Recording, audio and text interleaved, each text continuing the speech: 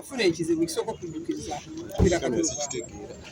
Kato Lubwama abadde n'ebigambo ebikansoli ng'omuntu naye ng'abantu bamulaba ng'omuntu omulalula lwali awo asaalira naye nze mbadde mutegeera nga naye ate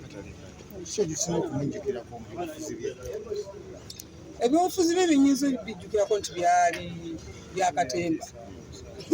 byali byakatemba nze Kato Lubwama okuyingira paliamenti infact wabeera nga abantu abakola ekinene nnyo ayingira paliamenti eri Maama Fiina nga twalinga aboolwayi naga naye muno lwakisiigirako paliamenti naye nejogera ku luzibu lwa paliamenti nemusapootinga enteekamu kinateekamu nagera mu paliamenti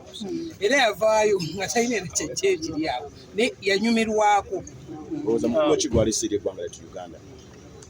omukululo abasinga ndowooza abanasiga okufiirwa be bannakatemba kuba Kato Lubwama abadde entaiti yakatemba nga ne waba atunudde obutunuzi bw'ati oseka ate abadde musajja mutetenkanya nnyo nga tayagala katemba kuggwaawo kuzikirira so be bajja okusinga omufiirwa miitingi ezaki era miitingi zibeerawo ng'omuntu afudde okuteekateeka bw'anaaziikibwa omufu yalaama ennaku 7 z'alina okumala ku nsi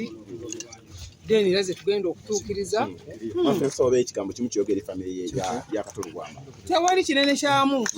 nze kye nnina okumanya nti wendi ku lwawo nsobola okubeerawo nsobola okukola kisooto